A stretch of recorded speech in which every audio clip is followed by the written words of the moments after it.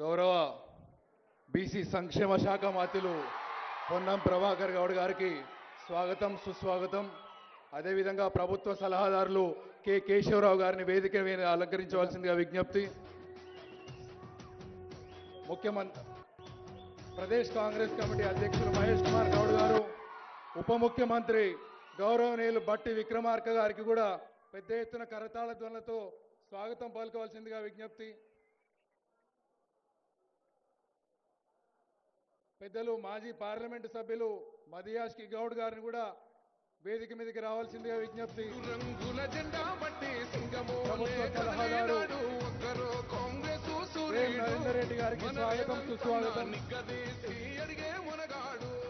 MLC శాసన మండలి సభ్యులు శంకర్ నాయక్ గారిని కూడా వేదిక ఆహ్వానిస్తుంది.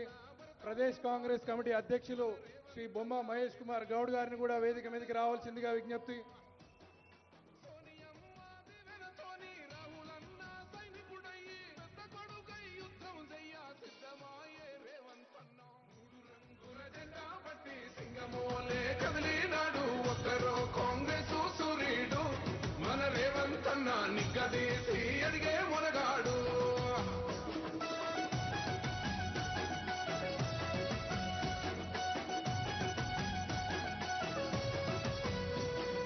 దాడులెన్ని జరిగిన గాని దడువలేదు రేవంతన్న గంతకంతా ఎత్తుకు ఎదిగాడు.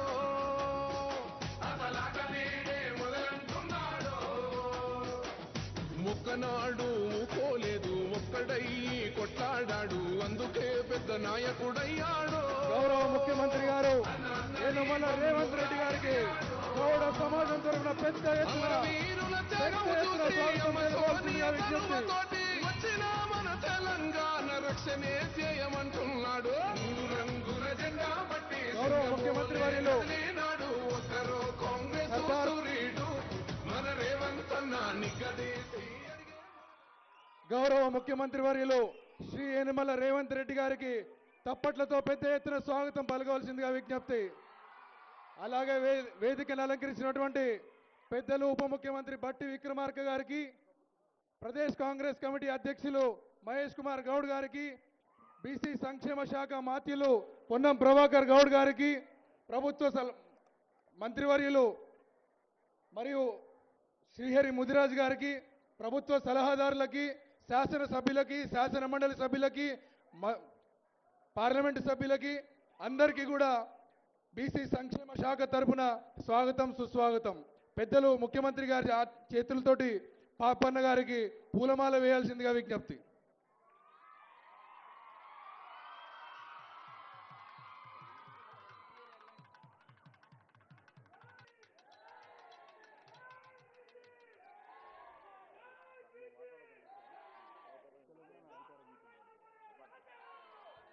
దయచేసి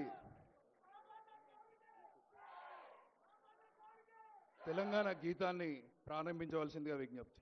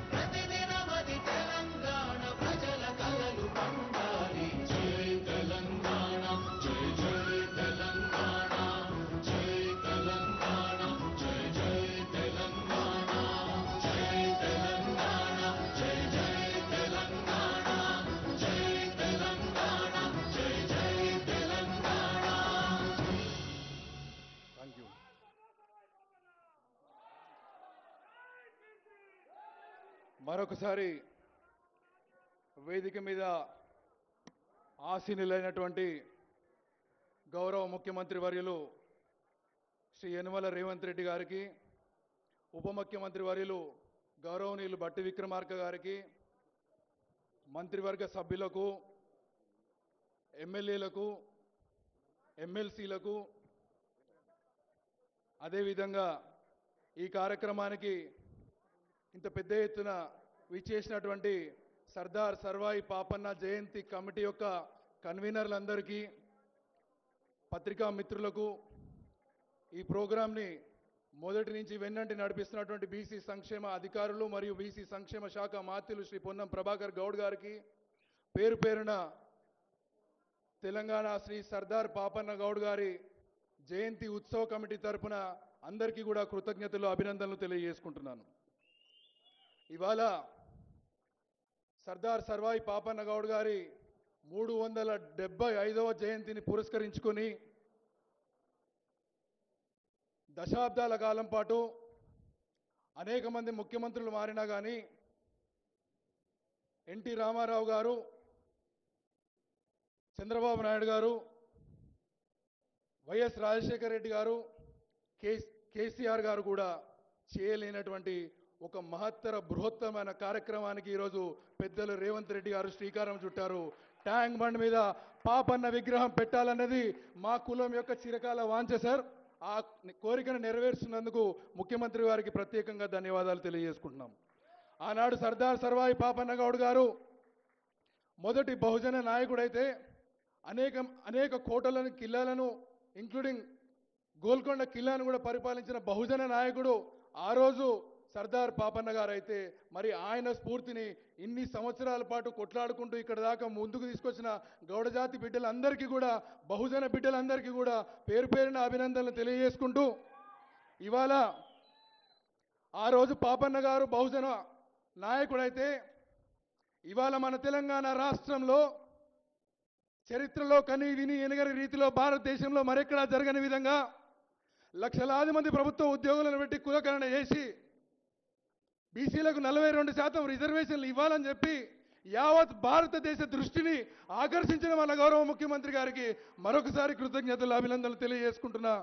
ఇదే విధంగా ఖచ్చితంగా మనమందరం కూడా ముఖ్యమంత్రి గారికి వెన్నుదన్నుగా నిలబడినట్టయితే తప్పకుండా రాబోయే రోజుల్లో కూడా అనేక కార్యక్రమాలు మేనిఫెస్టోలో పెట్టని అంశాలను కూడా బహుజన బిడ్డల కోసం, బీసీల కోసం ప్రత్యేక చొరవ తీసుకున్న ఏకైక ముఖ్యమంత్రి మన గౌరవనీయులు యనమల రేవంత్ రెడ్డి గారు అని చెప్పి మరొకసారి తెలియజేస్తూ ఈ కార్యక్రమాన్ని సజావుగా సాగించవలసిందిగా గౌరవ మంత్రివర్యులు శ్రీ పొన్నం ప్రభాకర్ గౌడ్ గారిని సభాధ్యక్షత వహించవలసిందిగా విజ్ఞప్తి.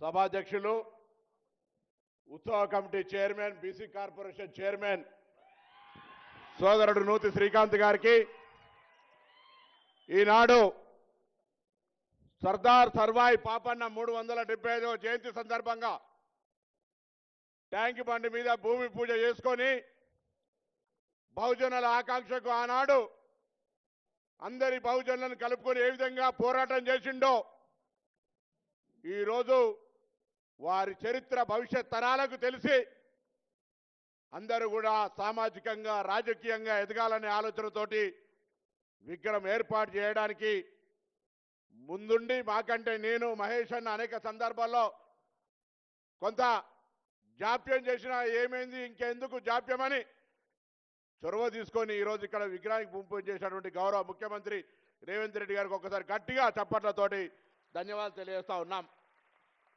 అదేవిధంగా గౌరవ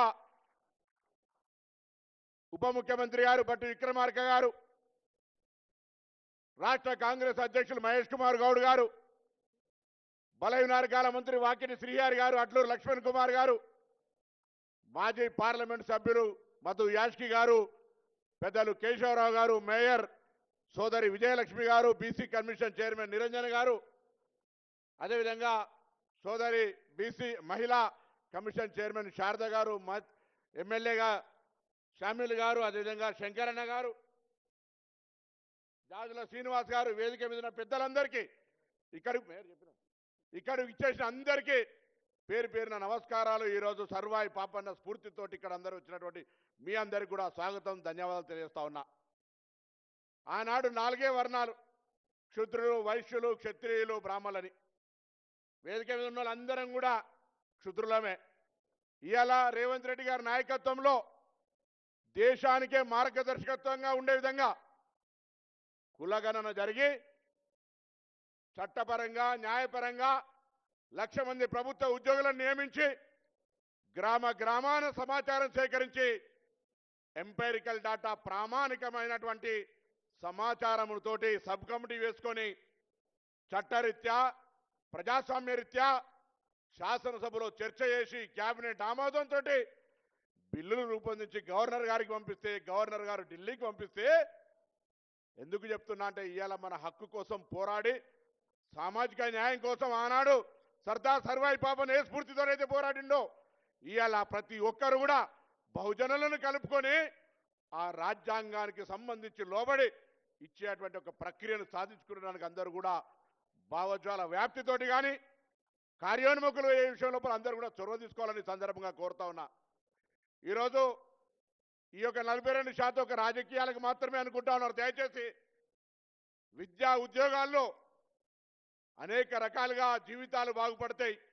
నిన్ననే గౌరవ ముఖ్యమంత్రి గారు ఉస్మానియా యూనివర్సిటీ వైస్ ఛాన్సలర్ వస్తే చెప్తా ఉన్నారు, ఇవాళ మనం భూములు వంచాలంటే భూములు, డబ్బులు వంచాలంటే డబ్బులు, సంక్షేమ కార్యక్రమాలు కాదు, విద్యను ఈయన మనం అందియగలిగితే భవిష్యత్ తరాన్ని నిర్మించినట్టే అనే మాట చెప్తా ఉన్నారు ఇవాళ. కాబట్టి దయచేసి ఇక్కడ వచ్చిన ప్రతి ఒక్కరు కూడా బహుజనులకు నాయకత్వం వహించే ఆలోచన కలిగిన ప్రతి ఒక్కరూ భవిష్యత్ తరానికి విద్యను అందించి మన వాళ్ళంతా విద్యను పొందేటువంటి ఒక ప్రయత్నం చేయాలని కోరుతా ఉన్నాను. మీరు ప్రదేశ్ కాంగ్రెస్ అధ్యక్షుడిగా హుస్నాబాద్ నియోజకవర్గంలో ఉండేటువంటి సర్వాయిపేట కోటలకు వచ్చినారు.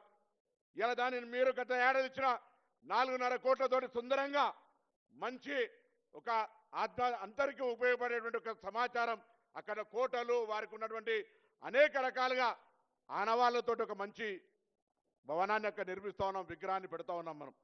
ఆ విధంగా ఏ మాటకు సంబంధించిన బలహీన వర్గాల న్యాయానికి సంబంధించి కులగణననే కాదు, అటు విదేశాలకు పోయేటువంటి స్కాలర్షిప్లకు సంబంధించుకోవచ్చు, ఇక్కడ చదువుకునేటువంటి పిల్లల యొక్క స్కాలర్షిప్లకు సంబంధించుకోవచ్చు, మెచ్చార్జీలకు సంబంధించుకోవచ్చు, ప్రతి అంశం మీద విద్యతో కూడినటువంటి అనేక ప్రమాణాలకు సంబంధించి పూర్తిగా స్వేచ్ఛగా ఈరోజు ప్రభుత్వం మద్దతు తెలుపుతా ఉంది. దయచేసి దాన్ని ఉపయోగించుకోవాలని కోరుతా ఉన్నా. రాజకీయంగా కూడా ఆనాడు సర్వాయి పాపన్ ఒకటే స్ఫూర్తి, ఒంటరిగా పోరాటం చేయలే, నలుగురిని జమేసుకొని రాజ్యాధికారం వైపు పోయినటువంటి పరిస్థితులలో మనమందరం కూడా సామాజికంగా అందరూ కలిసి ఆ ప్రజాస్వామికంగా విద్యతో పాటుగా రాజకీయంగా ఉండేటువంటి ఉన్నతమైన శిఖరాలకు పోవడానికి ప్రయత్నం చేయాలని కోరుతూ, తప్పకుండా ఇలా రాష్ట్ర వ్యాప్తంగా అందరూ కూడా సంతోషపడుతూ ఉన్నారు గౌరవ ముఖ్యమంత్రి గారు. ఎందుకంటే చాలా కాలంగా అందరూ ప్రయత్నం చేశారు, పాపం ఎవరు ప్రయత్నం లేదనేది ఏం లేదు, మాకంటే ముందున్న పెద్దలందరూ ప్రయత్నం చేసినా కార్యరూపం దాల్చిందే లెక్క, గోల్ కొట్టిన వాళ్ళ లెక్క కాదు, దిగిందా లేదా లెక్క అన్నట్టుగా ఇవాళ తెలంగాణ ప్రభుత్వంలో మీ నాయకత్వంలో నేను, మహేష్ కుమార్ గౌడ్ గారు, మిగతా నాయకత్వం అందరం కూడా, మధు యాష్కి గారు కానీ మిగతా అందరం కూడా ఇవాళ మనం ఒక పెద్ద చారిత్రాత్మకమైనటువంటి నాయకుడు, చరిత్ర సామాజిక స్ఫూర్తికి ఒక రోల్ మోడల్, అటువంటి ఆయన విగ్రహాన్ని భవిష్యత్ తరానికి చెప్పేటువంటి ఒక శంకుస్థాపన చేసుకున్నాం. చాలా సంతోషంగా ఉంది. నేను ఎక్కువసేపు మాట్లాడకుండా, ఎందుకంటే అందరూ కూడా ఉన్నారు, సమయం కూడా కొంత ఆలస్యమైంది, మనం పొద్దున్న నుంచి వచ్చి ఉన్నాం కాబట్టి అతిథులందరూ దయచేసి మేము మాట్లాడినవి మీరు మాట్లాడినట్టే, మీరు మాట్లాడేది మేము మాట్లాడాము అనుకొని ఎక్కువ దానికి ఎక్కువ ఏమనుకోకుండా దయచేసి సమయాన్ని దృష్టిలో పెట్టుకొని మరి ముందుకు పోయేటువంటి కార్యక్రమం ఉంది. కాబట్టి అందరికీ మరొక్కసారి మంత్రివర్గానికి, శాసనసభ్యులకు, కుల సోదరులకు, సంఘాలకు, బహుజన నాయకత్వానికి అందరికీ కూడా రాబోయే కాలంలో కాంగ్రెస్ పార్టీ ప్రభుత్వం తీసుకున్నటువంటి నిర్ణయం, ముఖ్యమంత్రి గారు తీసుకున్న నిర్ణయం 42% సాధించడానికి కొరకు అందరూ కూడా ఒక సామాజిక స్పృహతో పనిచేయాలని సందర్భంగా కోరుతూ, ఈరోజు సర్వాయి పాపన్న జయంతి, ఆయన జయంతి సందర్భంగా మనందరం ఆ ప్రతిజ్ఞ పూని తీసుకొని ముందుకు పోదామనే మాట మనవి చేస్తూ, గౌరవనీయులు శాసన మండలి సభ్యులు, రాష్ట్ర కాంగ్రెస్ అధ్యక్షులు మహేష్ కుమార్ గౌడ్ గారిని మాట్లాడాల్సిందిగా కోరుతా ఉన్నాను.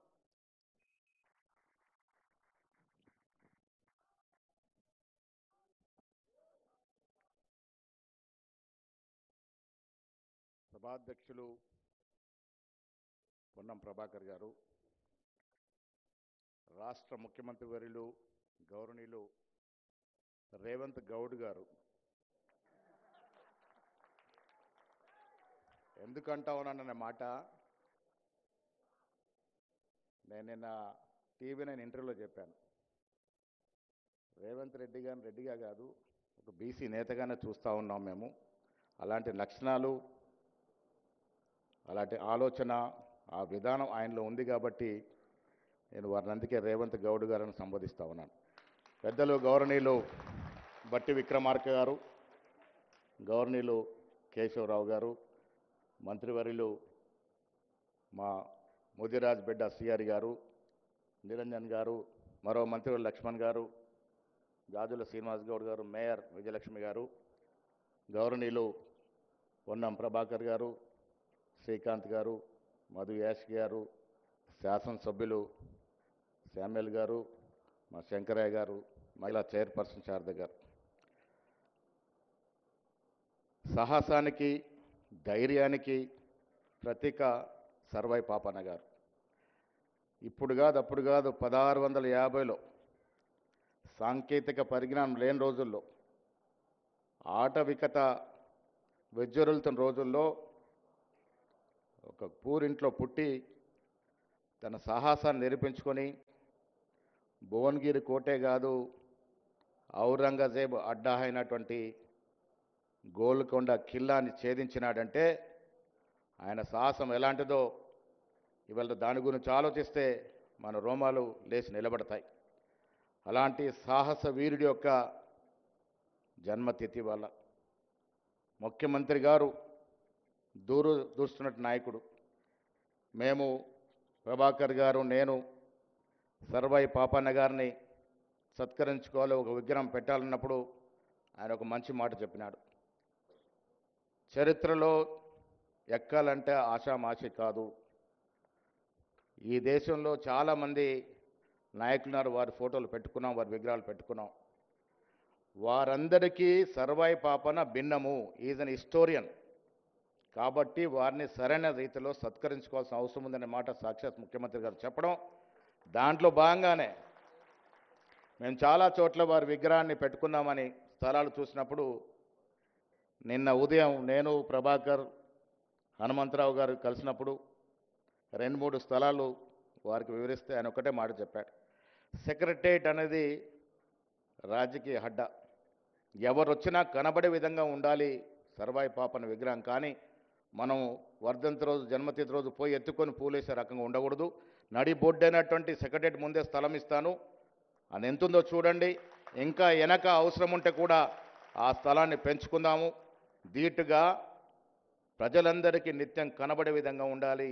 ఆయన ఒక చరిత్రకారుడు, ఆ చరిత్రకారుని రకంగా సత్కరించుకోవాలన్నప్పుడు ఆగ మేఘాల మీద ఆదేశాలు ఇచ్చి సెక్రటేరియట్ ముందు ఆ స్థలాన్ని ఎంచుకోవడం జరిగింది. శుభం. ఇవాళ భూమి పూజ చేసుకొని వచ్చాం. 6 నెలల లోపట దాన్ని కట్టించాల్సిందిగా కూడా ముఖ్యమంత్రి గారు ఆదేశాలు ఇచ్చారు. మిత్రుల, రాజకీయాల్లో అందరూ పేరు తెచ్చుకోలేరు. చాలామంది అదృష్టవశాత్తు రాజకీయాలకు వస్తారు, ఎమ్మెల్యేలు అవుతారు, ఎంపీలు అవుతారు, మంత్రులు అవుతారు. కానీ ప్రజల మదిలో నిండేది కొద్దిమందికి అవకాశం వస్తుంది. అలాంటి కార్యక్రమాలు చేస్తేనే వస్తుంది. నిత్యం ప్రజాసేవలో ఉండి ప్రజా కార్యక్రమాలు చేస్తేనే అలాంటి గుర్తింపు వస్తుంది. ఆ గుర్తింపు పొందినటువంటి మహనీయుల్లో సర్వై పాపన్న గారు ఒకరు. ఇవాళ రేవంత్ రెడ్డి గారు ముఖ్యమంత్రి అయిన తర్వాత ఎన్నికలకు ముందు ఏవైతే హామీలు ఇచ్చామో ఒక్కొక్కటిగా తీరుస్తూ వస్తా ఉన్నాం. ఆర్థిక నిర్బంధం ఉన్నప్పటికీ కూడా ఇవాళ ఈ దేశంలో రాహుల్ గాంధీ గారు ఒక నినాదాన్ని తీసుకొని బయలుదేరినాడు. భారత్ జోడో యాత్ర సందర్భంగా ఈ దేశాన్ని సమూలంగా చదవగలిగి ఎవరు ఈ దేశంలో ఎంత నిష్పత్తి ప్రకారం ఉంటే అంత వాటా రావాలనేటువంటి ఒక నినాదం, జిస్కి జితని ఆబాదీ ఉస్కి నిత్ని బాగేదార్ అనే ఒక నినాదాన్ని తీసుకొని అది ఇవాళ ఒక మూమెంట్ లాగా మారింది. ఆ మూమెంట్ని సాకారం చేసినట్టు మొట్టమొదటి వ్యక్తి ఎవరు అంటే రేవంత్ రెడ్డి గారు. తెలంగాణ రాష్ట్రంలో కుల సర్వే, మిత్రుడు ప్రభాకర్ గారు చెప్పినట్టుగా కుల సర్వే చేయడము, దాన్ని ప్రజెంట్ చేసి అసెంబ్లీలో ప్రవేశపెట్టడం, టేబుల్ చేయడం అనేది ఒక చరిత్రాత్మక నిర్ణయం. ఇది నేను అనట్లే, రాహుల్ గాంధీ గారు తలకొట్టర స్టేడియంలో ఉన్నారు. ముఖ్యమంత్రి గారు కింది స్థాయిలో వ్యక్తిని చూసి చలించాననే మాట నాకు చెప్పినాడు. అందుకే కుల సర్వే చేయించినాడు. ఈ కుల సర్వే ఇవాళ దేశానికి ఒక రోల్ మోడల్గా మారింది, దేశానికి ఒక దిక్చూసుగా మారింది. మా ముఖ్యమంత్రి తెలంగాణ ముఖ్యమంత్రి రేవంత్ రెడ్డి గారు ఈ దేశంలో ఒక రోల్ మోడల్గా మారాడని రాహుల్ గాంధీ సాక్షాత్ తాల్కోటలో స్టేడియంలో చెప్పడం జరిగింది. ఇదొక చరిత్రాత్మక నిర్ణయం. దాంతోపాటు 42% రిజర్వేషన్ లోకల్ బాడీలు ఇవ్వడం, విద్యా ఉపాధులు 2 చట్టాలను కూడా తీసుకొచ్చినాం. ఇలా వేరే పార్టీలు అడ్డుకుంటా ఉన్నాయి, ముందుకు సాగనివ్వట్లే, అదొక అంశం. కానీ బీసీల పట్ల, అణగారిన వర్గాల పట్ల, ఎస్సీ ఎస్టీ మైనార్టీల పట్ల వారి జీవితాలు బాగోగాలని, వారు బాగుపడాలని కాంగ్రెస్ పార్టీ ఎప్పుడూ ఆశిస్తూ ఉంటుంది, అభిలాషిస్తూ ఉంటుంది. దాంట్లో భాగంగానే ఆ కార్యక్రమంలో భాగంగానే ఇక్కడ ముఖ్యమంత్రి గారు, డిప్యూటీ ముఖ్యమంత్రి గారు కుల సర్వే చేయడం, చట్టాలు తీసుకురావడం, ఈ అణగార వర్గాలని పైకి తీసుకురావాలి, అప్పుడే నిజమైనటువంటి స్వాతంత్రం ఆ వర్గాలకు వచ్చినట్టు అవుతుందనే మాటని నిరూపించుకుని ముందుకు పోతున్న తరుణంలో ముఖ్యమంత్రి గారి నేతృత్వంలో కాంగ్రెస్ పార్టీ, కాంగ్రెస్ ప్రభుత్వం ఇచ్చిన ప్రతి వాగ్దానాన్ని చేజార్చకుండా ఇచ్చే ప్రయత్నం చేస్తూ ఉంది. బడుగుల జీవితాలను బాగు చేయాలనే ఆలోచనతో ముందుకు పోతున్న ఈ తరుణంలో ఇలా సర్వాయి పాపన్న జన్మదినోత్సవం జరుపుకుంటా ఉన్నాం. వారికి మంచి విగ్రహాన్ని కట్టే విధంగా భూమి పూజ చేసుకున్నాం. భవిష్యత్తులో కూడా వారిని స్ఫూర్తిగా తీసుకొని మీ అందరూ కూడా చెప్తా ఉన్నాను, రాజకీయాల్లోకి వచ్చిన ప్రతి వ్యక్తి కూడా ప్రజాసేవ మెయిన్ ఎజెండాగా పెట్టుకుని ముందుకు పోవాలని, సర్వాయి పాపన్న, జ్యోతిబా పూలే మనకు ఆదర్శం, వారిని ఆదర్శంగా తీసుకొని ముందుకు పోయి ఇంకా రాణించాలని, మీ పిల్లల్ని బాగా చదివించాలని.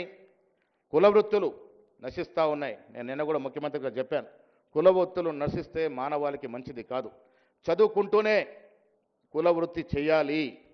నేను ఫ్రాన్స్కి వెళ్ళినప్పుడు ముఖ్యమంత్రి గారు మాకు ఒలింపిక్స్కి ఫ్రాన్స్కి పంపిస్తే ఒక జంట కలిసింది మాకు అక్కడ. మైక్రోసాఫ్ట్లో ఆయన టోటల్ ఫ్రెంచ్ దేశానికి వైస్ ప్రెసిడెంట్. నేను అడిగాను మీకు కులాలు ఉంటాయా అని. ఆయన చెప్పాడు నేను వడ్రంగి, ఆమె carpenter, still I do that my profession అని. అంటే మైక్రోసాఫ్ట్ ఆ దేశ ఉపాధ్యక్షుడు వడ్రంగి పని చేసుకుంటాడు ఇంటికెళ్ళి. సో కుల వృత్తులు నశించకుండా చూడాల్సిన బాధ్యత మనది. ఆ దశగా ప్రభుత్వం కూడా అన్ని రకాల సహాయకాలు అందిస్తూ ఉన్నది. నిన్న మత్స్యకారులకి ఫండ్స్ ఇచ్చా ఉన్నాం. వివిధ కులాలకు కూడా పెంపించే విధంగా, ఈవెన్ గౌడ కులంలో కూడా మేము చెప్పిన వెంటనే ముఖ్యమంత్రి గారు స్పందించి ఈ కులాన్ని ఆదుకునే విధంగా, ముందుకు పోయే విధంగా జూపల్లి గారితో మాట్లాడి ఒక దీర్ఘకాలిక ప్రణాళిక సిద్ధం చేయాల్సిందిగా చెప్పడం అనే మాట కూడా హర్షించదగ్గ విషయాన్ని ఈ సందర్భంగా మనవి చేస్తూ మరొక్కసారి మీ అందరికీ జ్యోతిబా పూలే జన్మదిన సందర్భంగా శుభాకాంక్షలు, ధన్యవాదములు.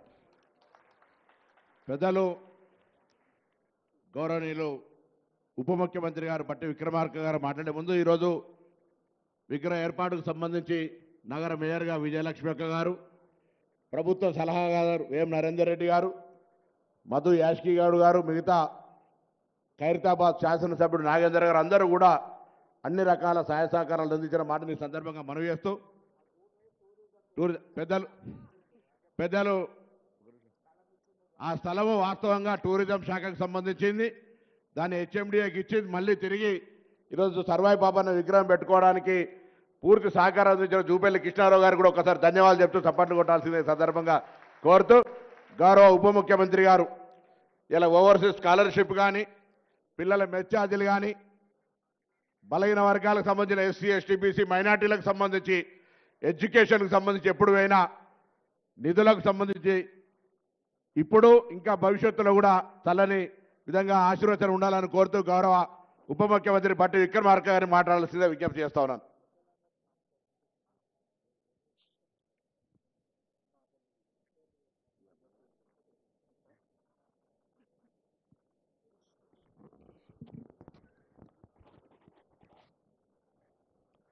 సభాధ్యక్షులు సోదరులు శ్రీ పొన్నం ప్రభాకర్ గారికి, ఈ కార్యక్రమానికి ముఖ్య అతిథిగా వచ్చేసినటువంటి గౌరవ రాష్ట్ర ముఖ్యమంత్రి వర్యులు శ్రీ రేవంత్ రెడ్డి గారికి, అలాగే రాష్ట్ర కాంగ్రెస్ కమిటీ అధ్యక్షులు సోదరులు మహేష్ కుమార్ గౌడ్ గారికి, వేదిక మీద ఉన్నటువంటి టూరిజం శాఖ మార్చులు, ఈరోజు ఈ విగ్రహావిష్కరణకి కావాల్సినటువంటి స్థలాన్ని వారి శాఖ ద్వారా త్వరితగతిన ముఖ్యమంత్రి గారి ఆదేశాలతో త్వరితగతిన ఏర్పాటు చేసి మనకు అందించినటువంటి జూపల్లి కృష్ణారావు గారికి, వాకిటి శ్రీహరి గారికి, అట్లాగే లక్ష్మణ్ కుమార్ గారికి, పెద్దలు కేశవరావు గారికి, మరియు చాలామంది శాసనసభ్యులు ఉన్నారు. శాసనసభ్యులందరికీ, నాతోటి సహచర శాసనసభ్యులందరికీ, కార్పొరేషన్ చైర్మన్లందరికీ, అట్లాగే రాష్ట్ర ప్రభుత్వ సలహాదారులందరికీ, వేదిక మీద ఉన్నటువంటి ఇతర పెద్దలందరికీ కూడా ముందుగా నా హృదయపూర్వకమైనటువంటి నమస్కారాలు. అట్లాగే సర్దార్ సర్వాయి పాపన్న గౌడ్ గారి ఈ జయంతి ఉత్సవాల సందర్భంగా అనేక ప్రాంతాల నుంచి ఇక్కడికి వచ్చేసినటువంటి మీ అందరికి కూడా నా హృదయపూర్వకమైనటువంటి నమస్కారాలు.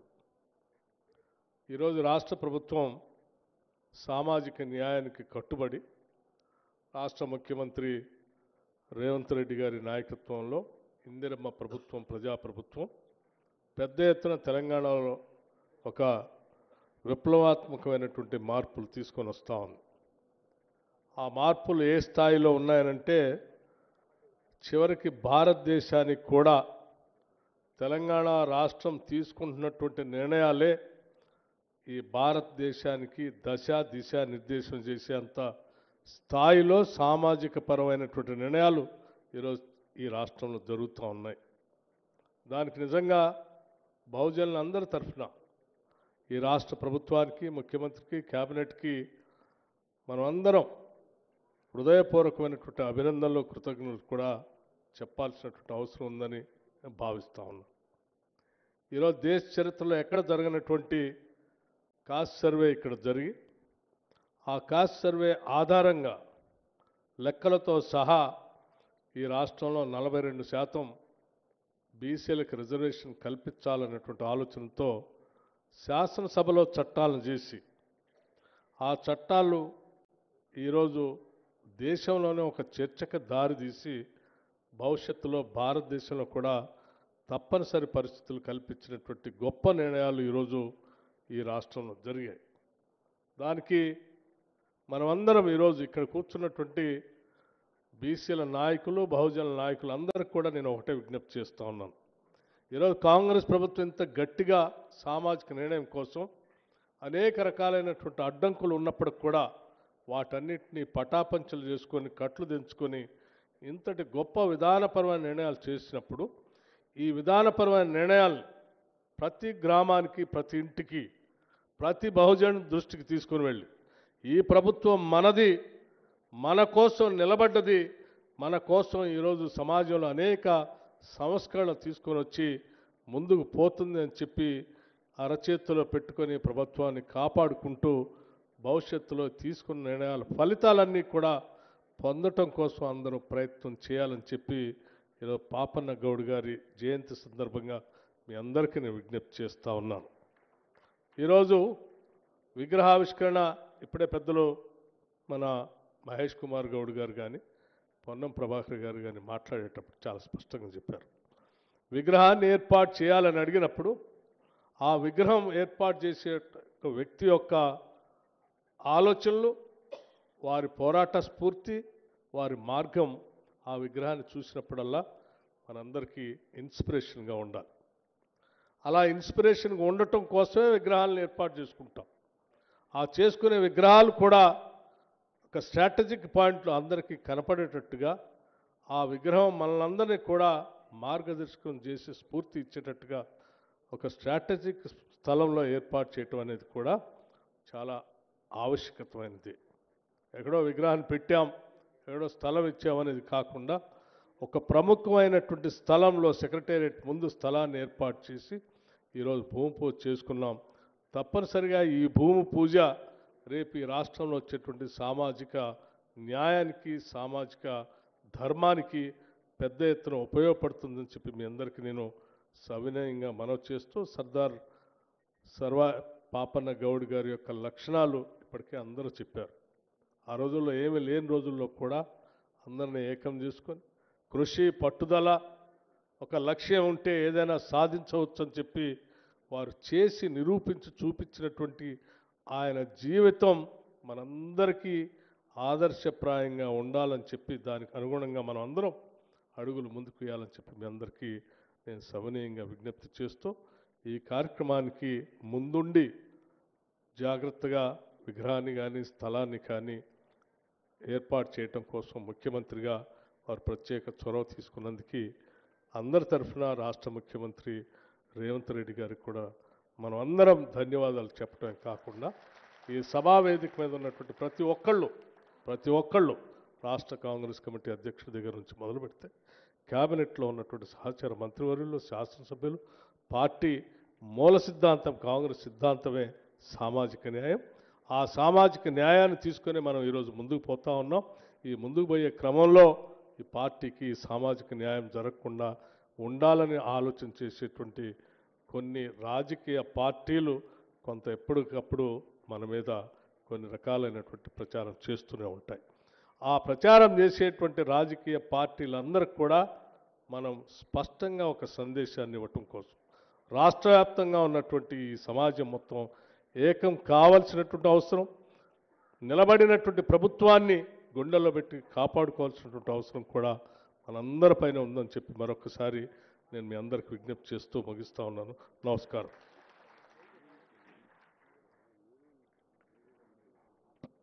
గౌరవ ముఖ్యమంత్రి గారు మాట్లాడే ముందు మా కుల సంఘాలకు సంబంధించి అనేక విజ్ఞాపనలు ఇప్పటికీ సరే సర్వాయి పాపన విగ్రహానికి సంబంధించి ఒక గొప్ప చారిత్రాత్మకమైన కార్యక్రమం తీసుకున్నా. ఉపాధి వృత్తిపరంగా కొంత కాటమయ రక్షణకు సంబంధించి ప్రాణాలను కాపాడే కార్యక్రమాన్ని మనం ఆ రోజు ఇబ్రహీంపట్నం తీసుకొని నిర్విఘ్నంగా కొనసాగిస్తూ ఉన్నాం. ఇదే సందర్భంలో కొంత మోపెడ్లు కావాలని గతంలో ప్రభుత్వం హామీ ఇచ్చి అమలు చేయలేదు.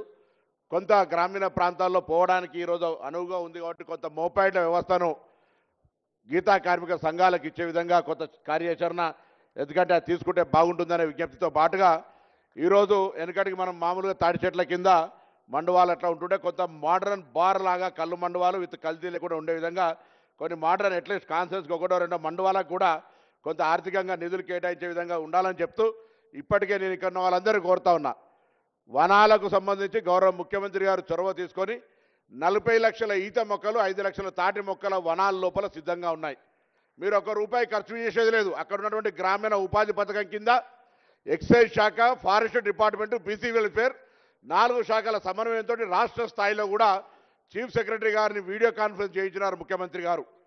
దయచేసి ప్రతి ఒక్కరూ భవిష్యత్ తరానికి ఉపాధి అవకాశాలు ఉండాలంటే వృత్తిపరంగా ప్రభుత్వ స్థలాల్లో రోడ్ల పక్కన కెనాళ్ల పక్కన ఈత తాటి చెట్లు పెట్టేటువంటి బాధ్యత అందరూ గట్టిగా ఒకసారి చప్పట్లు కూడా తీసుకుంటారని ఈ సందర్భంగా విజ్ఞప్తి చేస్తా ఉన్నా. తప్పకుండా గౌరవ ముఖ్యమంత్రి గారు భవిష్యత్ వృత్తి కొరకు మోపైళ్ళు కానీ కళ్ళు బార్ మోడల్ సంబంధించినటువంటి వ్యవస్థను ఏర్పాటు చేయడానికి కూడా సహకరిస్తూ బీసీ విద్యార్థులందరితో పాటుగా మాకు కూడా లబ్ధి జరుగుతూ ఉంది. అందులో వాళ్ళందరూ కూడా బహుజనుల ఐక్యతకు సంబంధించి బహుజన అభివృద్ధి కొరకు తప్పకుండా ప్రభుత్వం కట్టుబడి ఉంది. అందులో బలహీన వర్గాల శాఖ మంత్రిగా ప్రత్యేకించి నేనే మరి చూస్తా ఉన్నా. ఈ మధ్య చేప పిల్లలు కానీ లేదా ఇతరత్ర కార్యక్రమాలు జరుగుతూనే మాట మనం చేస్తూ గౌరవ ముఖ్యమంత్రి గారు పెద్దలు రేవంత్ రెడ్డి గారిని మాట్లాడాల్సిందిగా విజ్ఞప్తి చేస్తారు. అందరూ ఒక్కసారి గట్టిగా చప్పటి ద్వారా స్వాగతం చెప్పాలి. నూతి శ్రీకాంత్ గారు స్వాగతం చెప్పి చూసుకోవచ్చు.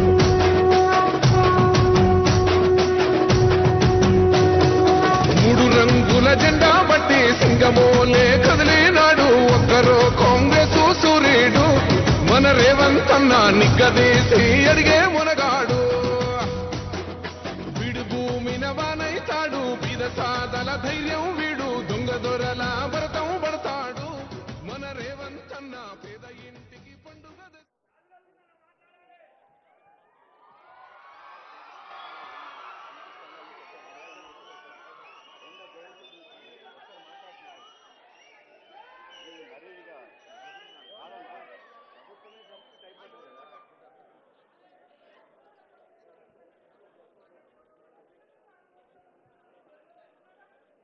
సభాధ్యక్షులు, మిత్రులు, BC corporation chairman Srikanth Goud గారు, కార్యక్రమంలో నాతో పాటు సర్దార్ సర్వాయి పాపన్న గౌడ్, 375వ జయంతి కార్యక్రమానికి విచ్చేసిన ఉప ముఖ్యమంత్రి వర్యులు బట్టి విక్రమార్క గారు, కాంగ్రెస్ పార్టీ తెలంగాణ అధ్యక్షులు మిత్రులు మహేష్ కుమార్ గౌడ్ గారు, హైదరాబాద్ ఇన్ఛార్జ్ మంత్రివర్యులు మిత్రులు పొన్నం ప్రభాకర్ గారు, మంత్రివర్యులు జూపల్లి కృష్ణారావు గారు, మంత్రివర్యులు అడ్లూరి లక్ష్మణ్ గారు, మంత్రివర్యులు మిత్రులు వాకిటి శ్రీహరి గారు, పెద్దలు మాజీ పిసిసి అధ్యక్షులు, మాజీ రాజ్యసభ సభ్యులు, ప్రభుత్వ ప్రత్యేక సలహాదారులు కేశవరావు గారు,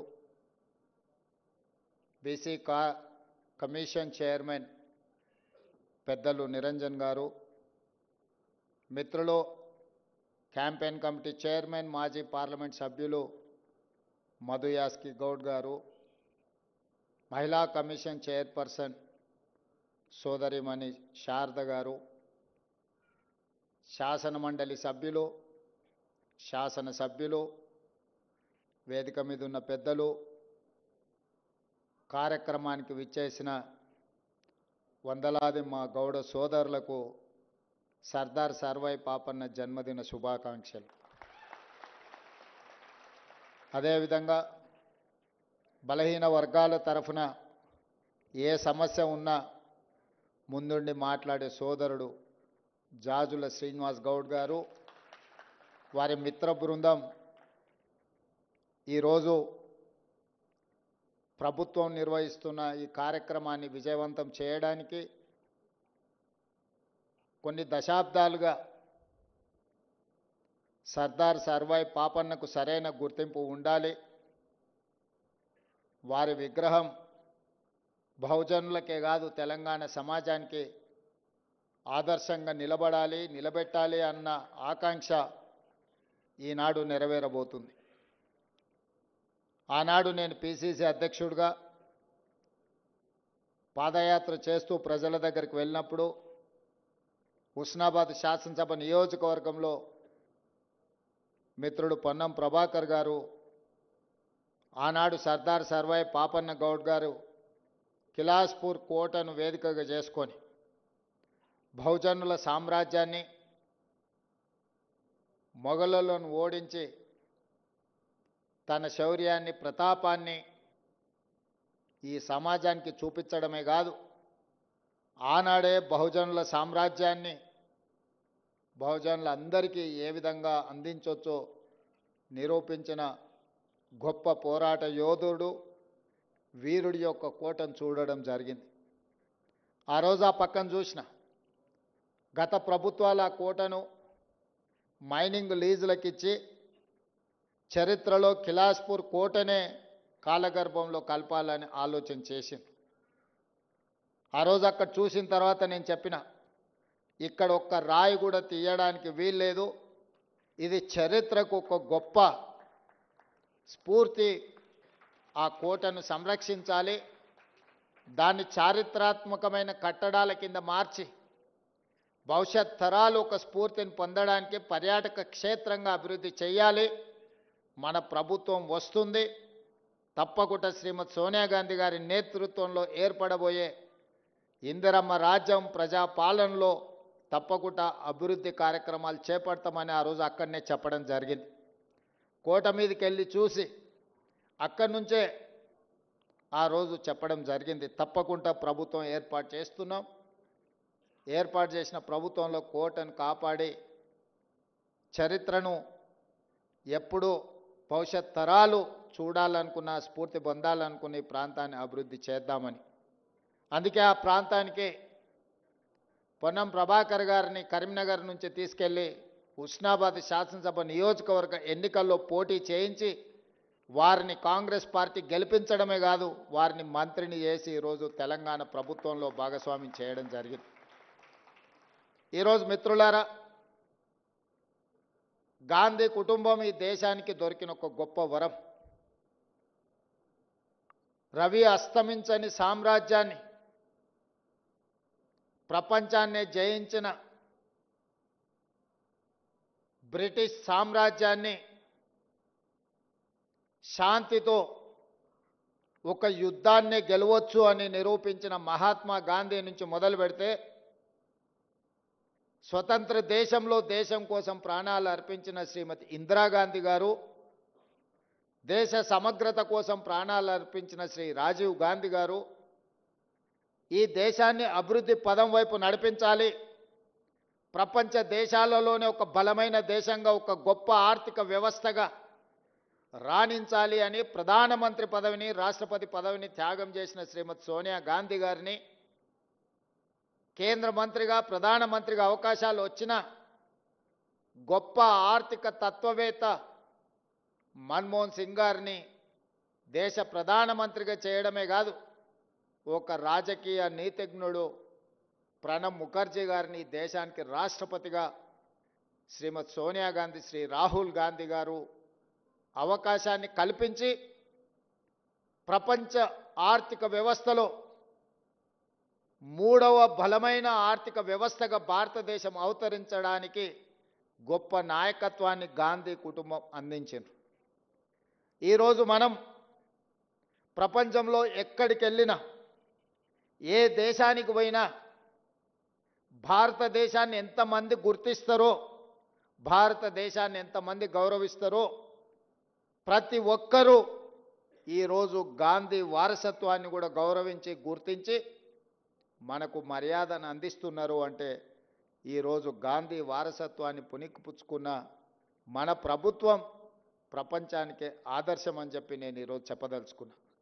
మిత్రులారా, ఆ వారసత్వాన్ని కొనసాగిస్తున్న మన నాయకుడు రాహుల్ గాంధీ గారు కన్యాకుమారి నుంచి కశ్మీర్ వరకు 150 రోజులు 4000 కిలోమీటర్లు మండు టెండల్లో, మంచు కొండల్లో, తండాలలో, గూడాలలో, మారుమూల పల్లెల్లో దళితులను, గిరిజనులను, ఆదివాసీలను, బలహీన వర్గాల గుండె తట్టుతూ కృష్ణానది తెలతెలవారుతుండగా సూర్యోదయం సమయాన కర్ణాటక రాష్ట్రం నుంచి తెలంగాణ రాష్ట్రంలో కృష్ణానదిని దాటుకొని మనకొక మాట ఇవ్వడం జరిగింది. ఈ రాష్ట్రంలో కాంగ్రెస్ ప్రభుత్వాన్ని ఏర్పాటు చేయండి, తప్పకుండా 100 సంవత్సరాల నుంచి వాయిదా పడుతున్న కులగణను పూర్తి చేసి బలహీన వర్గాలకు 42% రిజర్వేషన్ ఇచ్చే బాధ్యత నాది అని రాహుల్ గాంధీ గారు తెలంగాణ ప్రజలకు మాట ఇచ్చిండ్రు. గాంధీ కుటుంబం మాట ఇస్తే అది శిలా శాసనమే, చరిత్రలో సువర్ణ అక్షరాలతో లిఖించదగిన మాట. 2004లో కరీంనగర్ గడ్డ మీద నుంచి శ్రీమతి సోనియా గాంధీ గారు తెలంగాణ రాష్ట్రం ఇస్తాను అన్న మాట ఇస్తే ఎన్ని ఒడిదుడుకులు ఎదురైనా, ఆంధ్రప్రదేశ్లో పార్టీ కనుమరుగైన, తెలంగాణలో పార్టీకి చాలా ఇబ్బందికరమైన పరిస్థితులు వచ్చినా, కేంద్రంలో అధికారం కోల్పోయినా ఇచ్చిన మాట నిలబెట్టుకున్న ధీర వనిత శ్రీమతి సోనియా గాంధీ గారు తెలంగాణ రాష్ట్రాన్ని ఇచ్చిండ్రు. మరి వారి వారసత్వంతో వచ్చిన రాహుల్ గాంధీ గారు 100 సంవత్సరాల నుంచి 1931 నుంచి దేశంలో కులగణన కోసం ఎదురు చూస్తున్న బలహీన వర్గాలకు మాట ఇచ్చినప్పుడు వారు ఈ ప్రజలకు ఇచ్చిన మాటను నిలబెట్టడానికి నేను, మా మిత్రుడు బట్టి విక్రమార్క గారు 100% చిత్తశుద్ధితోని పకడ్బందీగా ప్రణాళిక రచించి ఈ దేశంలో ఏ రాష్ట్రం చేయని ప్రయోగాన్ని, పనిని, జనాభాను మొత్తం లెక్కించడమే కాదు, జనాభాలో ఉన్న అన్ని కులాల యొక్క వివరాలను సంపూర్ణంగా సేకరించడం జరిగింది. ఈరోజు అందుకే ధైర్యంగా ఈ దేశంలో ఉండే అన్ని రాజకీయ పక్షాలు సూటిగా శాసనసభ వేదికగా మేము సవాలు విసిరినాం. మేం కట్టిన లెక్కలో ఒక్కటైనా తప్పుంటే చూపించండి, మేము ఖచ్చితంగా చేసిన తప్పుకు క్షమాపణ చెబుతాము, కానీ మేము చేసింది 100% కరెక్టు, మీ రాజకీయ ప్రయోజనానికి ఈ కులగణనను తప్పు పట్టకండి. ఒకవేళ మేము చేసిన కులగణనను తప్పు పడితే మా లెక్కలను మీరు వక్రీకరిస్తే మళ్ళీ రాబోయే 100 సంవత్సరాల వరకు ఈ బహుజనులకు న్యాయం జరగదు, సామాజిక న్యాయం రాదు అని చెప్పి బలంగా బల్లగుద్ది వాదించి ఆనాడు సంఘాలను పిలిచి మేము మాట్లాడినాం. మేము చేపట్టిన విధానాన్ని, మేము సేకరించిన సమాచారాన్ని మొత్తం సంఘాలకు ఇచ్చినాం. మిత్రుడు జాజుల శ్రీనివాస్కు ఆయన ఎంబడొచ్చిన సంఘాలందరికీ నేను చెప్పిన, ఇందులో ఎక్కడ తప్పుందో చూపించండి. ఈ తెలంగాణ రాష్ట్రంలో ఉన్న అన్ని కుటుంబాలను, ముఖ్యంగా వాళ్ళ ఇండ్లకు ఇంటికి నెంబర్ వేసి ప్రతి 150 ఇండ్లను ఒక విభాగంగా విభజించి ప్రతి 150 ఇండ్లకు ఒక ఎన్యూమరేటర్ని పెట్టి ఒక బ్లాక్గా డిసైడ్ చేసి దాదాపుగా 95,000 బ్లాకులను 95,000 ఎన్యూమరేటర్లను నియమించి 60 రోజుల్లో ఈ 150 ఇండ్లకు వెళ్ళాలి. ఆ వివరాల సేకరణ కూడా చదువుకున్న వాళ్ళు, లేకపోతే చదువు పట్లనో వివరాల పట్లనో అవగాహన లేకపోతే నష్టం జరుగుద్దని టీచర్లను, ప్రభుత్వ ఉద్యోగస్తులను, సంఘాలన్నిటిని పిలిచి మా ఉప ముఖ్యమంత్రి గారు చర్చించి సుప్రీంకోర్టు టీచర్లను ఇట్లాంటి వివరాలు సేకరించడానికి నిషేధం ఇచ్చినా ఆ కోర్టు ఆదేశాలను పరిగణలోకి తీసుకొని మధ్యాహ్నం వరకు స్కూల్లో మీరు పాఠాలు చెప్పండి, మధ్యాహ్నం నుంచి ఇల్లు తిరిగి వివరాలు సేకరించండి. ఒకసారి మీరు వెళ్ళినప్పుడు ఆ కుటుంబ పెద్దలు ఎక్కడైనా శుభకార్యంతోనో లేకపోతే ఇతర కార్యక్రమాలతోని పట్టణ ప్రాంతాలకు, ఇతర ప్రాంతాలకు పోతే వదలకండి, ఒక్కటికి 10 సార్లు వెళ్ళండి అని చెప్పి 60 రోజుల సమయం ఇచ్చి ఒక్క ఎన్యూమరేటర్కు 60 రోజులు 150 ఇండ్ల నుంచి మాత్రమే వివరాలను సేకరించండి. వాళ్ళు ఇచ్చిన సెల్ఫ్ డిక్లేర్డ్ సమాచారాన్ని సేకరించండి, ఇంటి యజమాని సంతకం తీసుకోండి, ఆ తర్వాత ఎన్యూమరేటర్ సంతకం పెట్టండి. అదేవిధంగా ప్రతి 10 మంది ఎన్యూమరేటర్లకు ఒక సూపర్వైజర్ను నియమించినాం. ఈ సూపర్వైజర్ ఆ 10 మంది సరిగ్గా పనిచేస్తుండ్రా లేదా, వాళ్ళు సేకరించిన సమాచారం సరైనదా కాదా అని సూపర్వైజర్ కూడా దాన్ని ఎండార్జ్ చేసుకుంటూ సంతకం పెట్టేటట్టు. ఇంటి యజమాని సంతకం, ఎన్యూమరేటర్ సంతకం, సూపర్వైజర్ సంతకం పెట్టిన తర్వాత జిల్లా అధికారులకు ఇచ్చి జిల్లా అధికారుల నేతృత్వంలో జిల్లా కలెక్టర్ పరిధిలో కంప్యూటర్ ఆపరేటర్లను, డేటా ఎంట్రీ ఆపరేటర్లను 70,000 మందిని పెట్టి ఈ సమాచారాన్ని కంప్యూటర్లో కూడా నిక్షిప్తం చేసిన. ప్రతి అప్లికేషన్ 8 పేజీలు 56 ప్రశ్నలు, ఆ ఇంటి పూర్తి సంపూర్ణమైన సమాచారాన్ని వాళ్ళ చదువుల నుంచి సంక్షేమ పథకాల వరకు, వాళ్ళ కుటుంబంలో వార్డు మెంబర్ నుంచి పార్లమెంటు వరకు ఏదైనా రాజకీయ అవకాశం వచ్చిందాతో సహా వివరాలను సేకరించడం జరిగింది. ఇంత క్షుణ్ణంగా, ఇంత లోతుగా ఈ దేశంలో ఏ రాష్ట్ర ప్రభుత్వం కానీ కేంద్ర ప్రభుత్వం కానీ సమాచారాన్ని సేకరించలేదు. నేను గర్వంగా చెప్పదలుచుకున్న తెలంగాణ రాష్ట్ర ప్రభుత్వం క్షుణ్ణంగా ప్రతి అంశాన్ని పరిగణలోకి తీసుకొని సమాచారాన్ని సేకరించి దాన్ని కంప్యూటర్లో నిక్షిప్తం చేసి ఈరోజు తెలంగాణ రాష్ట్ర జనాభా లెక్కలు తేల్చడం జరిగింది. 56.33% బలహీన వర్గాలు ఉన్నారు. అదేవిధంగా ఎస్సీ, ఎస్టీ, ఉన్నత వర్గాలకు సంబంధించిన ప్రతి సమాచారాన్ని ఈరోజు సేకరించడం జరిగింది. మిత్రులారా, ఆ లెక్కన ప్రాతిపదికన క్యాబినెట్లో తీర్మానం చేయడమే కాదు, శాసనసభలో చర్చ పెట్టి విద్యా ఉద్యోగ అవకాశాలలో 42% రిజర్వేషన్లు ఒక బిల్లు, స్థానిక సంస్థల్లో 42% ఇంకొక బిల్లు ఆమోదింపజేసి గవర్నర్ గారికి పంపిస్తే గవర్నర్ గారు అవి రాష్ట్రపతి గారికి పంపించారు రాష్ట్రపతి ఆమోదం కోసం. 5 నెలలుగా వస్తుంది, అవి అక్కడనే ఉన్నాయి. 42% బలహీన వర్గాలకు రిజర్వేషన్లు అమలు చేయాలంటే ఎస్సీ, ఎస్టీ ఇవన్నీ కలిపితే దాదాపుగా 70% వరకు రిజర్వేషన్లు పెరిగే అవకాశం ఉన్నది. చంద్రశేఖరరావు గారు 2018లో పంచాయతీరాజ్ యాక్ట్ను తీసుకొచ్చింది. వారు చేసిన చట్టం తెలంగాణ రాష్ట్రంలో 50%కి మించి ఎవ్వరికి రిజర్వేషన్లు ఇవ్వకుండా పక్కడబందిగా 50% మించకుండా 2018లో పంచాయతీరాజ్ యాక్ట్ను చంద్రశేఖరరావు గారు తీసుకొచ్చి చట్టం చేసిండు.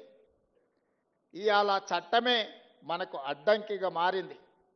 స్థానిక సంస్థల్లో కానీ ఈరోజు స్థానిక సంస్థల్లో రిజర్వేషన్లు ఇవ్వాలి అని అంటే, నోటిఫికేషన్ ఇవ్వాలి అంటే 2018లో ఆనాటి ప్రభుత్వం చేసిన పంచాయతీరాజ్ యాక్ట్ ఈరోజు అడ్డంకిగా మారింది. దాన్ని కూడా తక్షణమే కోర్టు ఆదేశాలు ఇచ్చింది, సెప్టెంబర్ 30 లోపల మీరు స్థానిక సంస్థల ఎన్నికలను నిర్వహించండి అని. మరి అత్యవసరంగా ఎన్నికలను నిర్వహించాలంటే ఈ చట్టం అడ్డంకిగా మారిందని, శాసనసభకు సమయం ఉందని మంత్రివర్గ సమావేశాన్ని ఏర్పాటు చేసి ఆర్డినెన్స్ తీసుకొచ్చి ఆ 50% అడ్డంకిని తొలగించండి అని ఆర్డినెన్స్ పాస్ చేసినాం.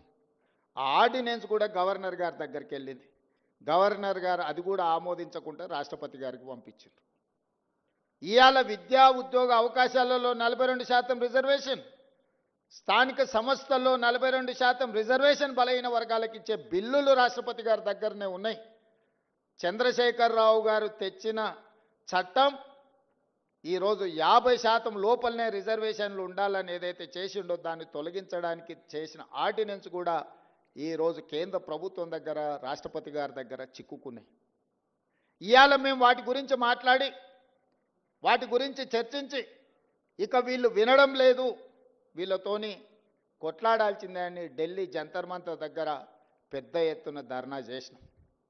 మొత్తం మంత్రివర్గము, పార్లమెంట్ సభ్యులు, శాసనమండలి సభ్యులు, శాసనసభ్యులు, సంఘాల నాయకులందరూ కూడా అక్కడికి వచ్చి వేలాది మంది రోజు మొత్తం ధర్నా చేస్తే, దేశంలో వివిధ రాష్ట్రాలకు సంబంధించిన 100 మంది పార్లమెంట్ సభ్యులు, ముఖ్యంగా తమిళనాడు నుంచి, మహారాష్ట్ర నుంచి, బీహార్ నుంచి, ఉత్తరప్రదేశ్ నుంచి వివిధ రాష్ట్రాలకు సంబంధించిన పార్లమెంట్ సభ్యులు అందరూ కూడా మేము అండగా నిలబడతాం, మీ న్యాయమైన కోరిక సాధించడానికి మేము సహకరిస్తామని వాళ్ళందరూ కూడా అక్కడికి వచ్చి మనకు మద్దతు పలకడం జరిగింది. అయినా బీఆర్ఎస్ వాళ్ళు అక్కడికి రాలేదు, బీజేపీ వాళ్ళు అక్కడికి రాలేదు. నేను ఒకటే అడుగుతున్నది, కాంగ్రెస్ ధర్నా కాదు, కాంగ్రెస్కు లాభం చేకూర్చేది కాదు.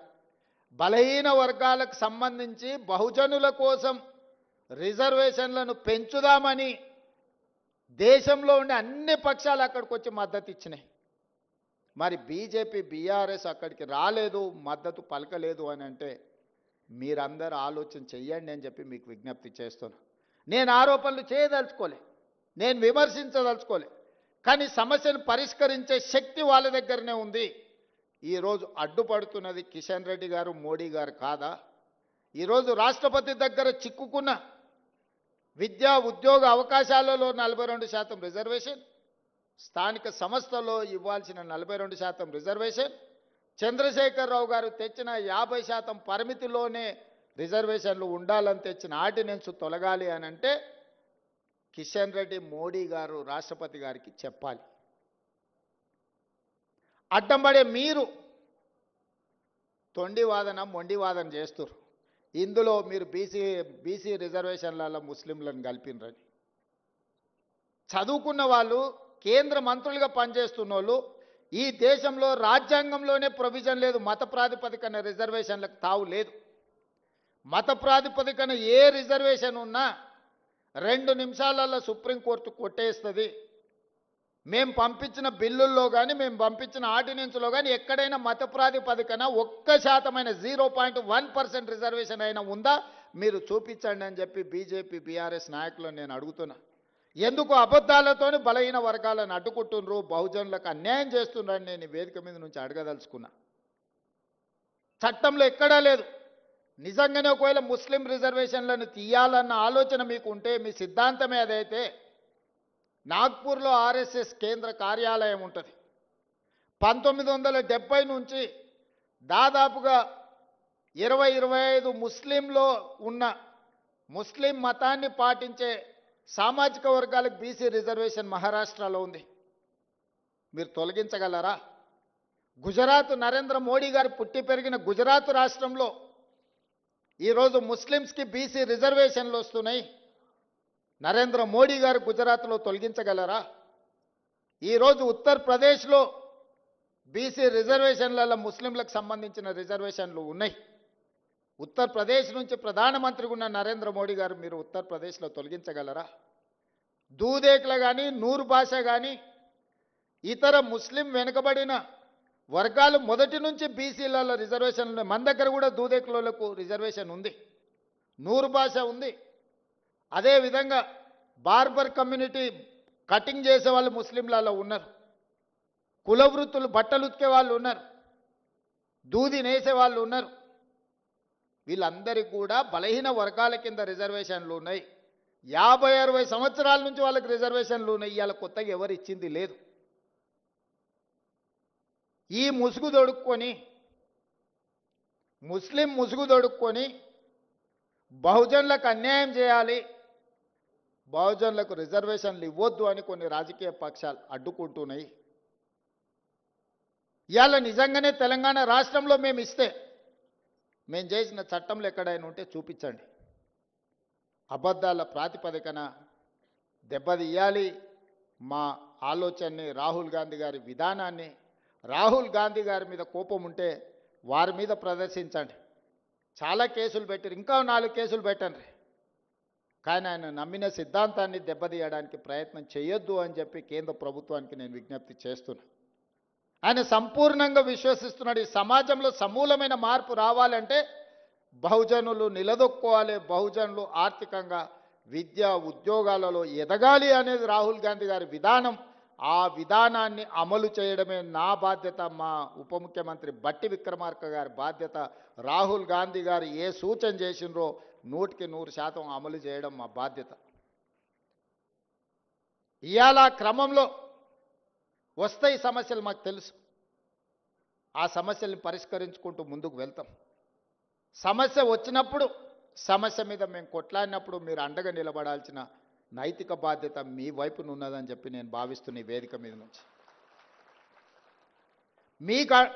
మీకోసమే నిలబడి కొట్లాడినప్పుడు నైతికంగా మీ మద్దతు మాకు ఉంటే మాకింకా ధైర్యం వస్తుంది, దాని అమలు వేగంగా చేయగలము. మీ అందరూ అండగా నిలబడాలి. చివరగా ఇంతకుముందు మిత్రులు పొన్నం ప్రభాకర్ గారు చెప్పారు, ఉస్మానియా యూనివర్సిటీ వైస్ ఛాన్సలర్ వస్తే నేను చెప్పిన, ఇప్పుడు గ్రామాలలో ప్రభుత్వం దగ్గర భూములు లేవు. అసైన్మెంట్ పట్టాల పేరు మీద ఎస్సీలకో ఎస్టీలకో బీసీలకో ఇవ్వడానికి ప్రభుత్వం దగ్గర ఆర్థిక వెసులుబాటు లేదు. కావలసినంతగా కార్పొరేషన్ల నుంచి మీకు సహాయం చేయడానికి ప్రభుత్వానికి ఉన్న చిత్తశుద్ధి ఒక్కటే, మీరు బాగుపడాలి, మీ తలరాతలు మారాలి అనంటే చదువు ఒక్కటే పరిష్కారం. అందుకే young India integrated residential schools SC ST BC minority పిల్లల్ని ప్రతి నియోజకవర్గంలో 200 కోట్ల రూపాయలతో ఈరోజు డైట్ ఛార్జెస్ కానీ కాస్మెటిక్ ఛార్జెస్ కానీ పెంచి, విద్య ఒక్కటే మీ జీవితంలో మార్పు తీసుకొస్తుంది, మీ తలరాతలు మారుస్తుంది. ఇబ్రహీంపట్నం దగ్గర ఉండే మధు యాస్కి గారు ఈరోజు అమెరికాకి వెళ్ళి ఒక గొప్ప న్యాయ కోవిదుడు కాగలిగిండు అంటే చదువుకోవడం వల్ల కాగలిగిండు. బట్టి విక్రమార్క గారు ఉప ముఖ్యమంత్రి అయిందంటే చదువుకోవడంతోనే అయిండు. పెద్దలు కేశవరావు గారు మాకందరికీ ఆదర్శప్రాయుడు అయిందంటే చదువుకోవడం వల్ల అయ్యిండు. ఈరోజు పొన్నం ప్రభాకర్ మంత్రి అయిందంటే చదువుకోవడం వల్ల అయ్యిండు.